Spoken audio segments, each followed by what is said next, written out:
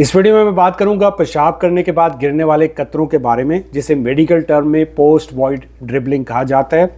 अक्सर लोग पेशाब करने जब वॉशरूम जाते हैं तो खड़े होने पे चंद पेशाब की बूंदें गिर जाती हैं। क्योंकि पाकीज़गी का मसला होता है, लोगों को नमाज़ पढ़नी होती है और वैसे भी ये मसला काफ़ी इरिटेट करता है और लोग परेशान हो जाते हैं कि कहीं हमें कोई बीमारी तो नहीं लग गई है। तो इस वीडियो में पेशाब के बाद आने वाले कतरों की 5 कॉमन और बड़ी वजूहात के बारे में आपको बताऊंगा और साथ साथ इसका इलाज क्या है इस पर भी हम बात करेंगे। इनमें से जो भी प्रॉब्लम आपके साथ चल रही है, आप उसकी वजह को जान के इसको फिक्स कर सकते हैं और कतरे आने से जान छुड़ा सकते हैं। और वीडियो के आखिर में इस मसले का एक आसान हल भी बताऊंगा। तो चलते हैं 5 वजूहात की तरफ। सबसे पहली वजह हो सकती है मर्दों में पेशाब के बाद कतरे आने की यूटीआई, जिसे यूरिनरी ट्रैक्ट इन्फेक्शन कहते हैं, यानी सिंपल ज़ुबान में पेशाब के रास्ते में या पेशाब की नाली के अंदर इन्फेक्शन का होना। ये बैक्टीरियल इन्फेक्शन होता है। ये आपके गुर्दों में हो सकता है, पेशाब की नाली में हो सकता है, ब्लैडर में हो सकता है, किडनी स्टोन की वजह से हो सकता है, आपके ब्लैडर के अंदर स्टोन हो सकते हैं। क्योंकि ये एक बैक्टीरियल इन्फेक्शन है तो इसके लिए आपको एंटीबायोटिक्स खानी होंगी, लेकिन हर तरह की एंटीबायोटिक्स काम नहीं करती, क्योंकि हमने एंटीबायोटिक्स इतनी खाई हुई है कि हमें रेजिस्टेंस हुई हुई है। अब एग्जैक्ट ये जानने के लिए कि आपको कौन सी एंटीबायोटिक खानी चाहिए, आपको अपने डॉक्टर के पास जाना होगा। सबसे पहले आपका जो डॉक्टर है वो यूरिन डीआर करके एक टेस्ट करेगा, जिसमें आपका जो यूरिन के अंदर इन्फेक्शन है वो देखेगा और मुख्तलिफ चीज़ें इसके अंदर देखी जाती हैं। जब ये कंफर्म हो जाएगा कि आपको यूरिन के अंदर इन्फेक्शन है तो फिर वो आपका एक यूरिन CS करके टेस्ट करेगा। इसको urine culture and sensitivity test भी बोलते हैं। इस टेस्ट से एग्जैक्टली डॉक्टर को ये पता चल जाएगा कि कौन सा बैक्टीरिया है और वो कौन सी एंटीबायोटिक्स खाने से ख़त्म होगा। ये एंटीबायोटिक्स आपको 5 से 7 दिन खानी होंगी, जिससे आपका ये मसला हल हो जाएगा। इसके साथ साथ अगर आपको यूटीआई है तो आपको चंद चीज़ें और भी करनी है, जैसे आप 6 से 8 गिलास पानी के पीने हैं। जब भी आपने खाना खाना है दही का इस्तेमाल करना है। और वैसे भी जब भी कभी आपके डॉक्टर आपको एंटीबायोटिक्स देते हैं, कोशिश किया करें जब कभी आप खाना खाएं तो उसके साथ दही का इस्तेमाल करें। सेक्सुअल एक्टिविटी के बाद आपने यूरिन पास करना है और एक आसान काम आपने करना है, आपने क्रैनबेरी जूस पीना है।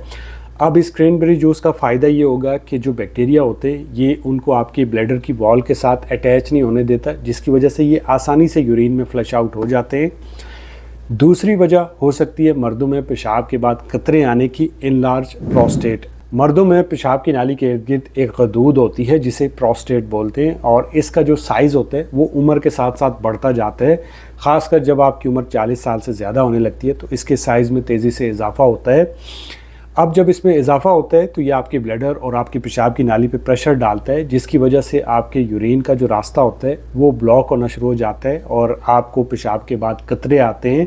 आपके पेशाब की जो धार है वो टूटने लगती है, आपको बार बार यूरिन पास होता है, या फिर आप जब पेशाब करने जाते हैं तो आपको ऐसा महसूस होता है कि अभी मसाना भरा हुआ है, यानी आधा पेशाब उसके अंदर मौजूद है।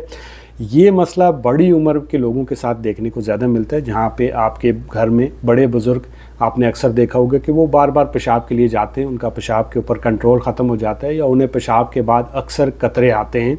अब ऐसी सूरत में जब आप किसी डॉक्टर के पास जाएंगे तो वो आपके सिम्टम को देखते हुए आपका डिजिटल रेक्टल एग्जामिनेशन अपनी उंगली की मदद से करेगा, यानी जो पेशाब का रास्ता होता है वहाँ से प्रोस्टेट को चेक किया जाता है।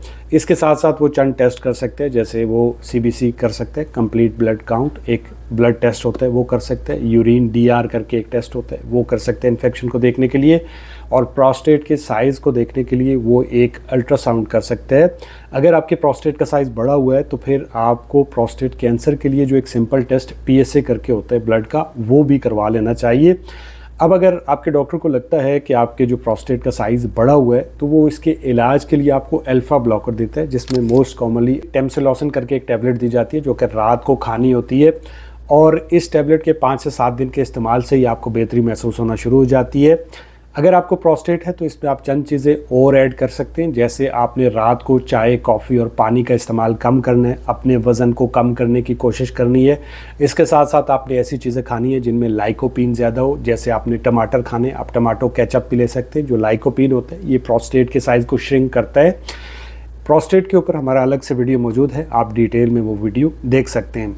तीसरी वजह मर्दों में पेशाब के बाद कतरे आने की हो सकती है। अगर आपका पल्विक फ्लोर यानी जो आपके पल्विक मसल्स हैं वो कमज़ोर हैं तो इसकी वजह से भी आपको कतरे आ सकते हैं। ख़ासकर अगर आपको छींकने पे, खांसने पे कुछ पेशाब की बूंदें निकल जाती हैं तो इसका मतलब आपके पल्विक मसल्स कमज़ोर हैं। अब मसाने के मसल्स को ट्रेन करने के लिए आपने सोचना है कि आप यूरिन पास कर रहे हैं और फिर पास करते करते आपने इसे रोकने की कोशिश करनी है। आपने फिर महसूस करना है कि आप यूरिन पास कर रहे हैं, फिर आपने कोशिश करनी है रोकने की। 2 से 3 दफ़ा आपने दिन में ये करना है। 2-2 मिनट के लिए आपको पेशाब के बाद जो कतरे आ रहे हैं आप देखेंगे कि वो आना बंद हो जाएंगे।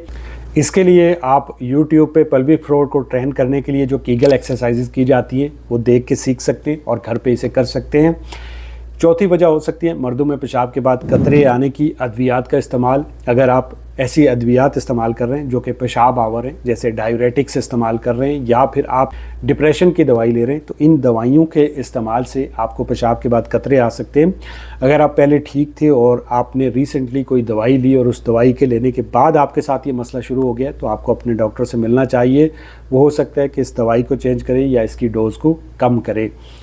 5वीं वजह हो सकती है मर्दों में पेशाब के बाद कतरे आने की। इसमें चंद कॉमन वजूहात आ जाती हैं जिन पे आपको ध्यान देने की ज़रूरत है। मिसाल के तौर पे आप कोई ऐसा काम तो नहीं कर रहे जिसमें आप हर वक्त बैठे रहते हैं जिसकी वजह से आपको कतरे आ रहे हैं, या फिर आपके पेट का साइज़ तो नहीं बढ़ा हुआ है, कहीं आपको इंसुलिन रेजिस्टेंस तो नहीं है, शुगर तो नहीं है, कब्ज़ तो नहीं रहती। इसी तरह से कहीं आप कोल्ड ड्रिंक्स, कॉफ़ी का या अल्कोहल का इस्तेमाल तो नहीं करते। ये तमाम वजूहात हो सकती हैं आपको पेशाब के बाद कतरे आने की। अब इस मसले का एक बहुत ही आसान हल है। अगर आपको पेशाब के अंदर इन्फेक्शन नहीं है, अगर आपके प्रोस्टेट का साइज़ नहीं बढ़ा हुआ है, तो जब आप पेशाब करने जाते हैं तो थोड़ी देर उसी जगह पे बैठे रहें और थोड़ी सी खांसी कर लें। जब आप खांसी करेंगे तो जो रुके हुए कतरे होंगे पेशाब के वो निकल जाएंगे। और अगर आपने नमाज़ पढ़नी है तो कोशिश करें आधा घंटा पहले फ़रागत हासिल कर लें, तो नमाज के वक्त आपको ये मसला नहीं होगा। तो ये थी चंद मोटी मोटी बातें पेशाब के बाद आने वाले कतरों के बारे में। अगर इस वीडियो से आपको कुछ सीखने को मिला तो लाइक, कमेंट, शेयर, सब्सक्राइब। अल्लाह हाफ़िज़।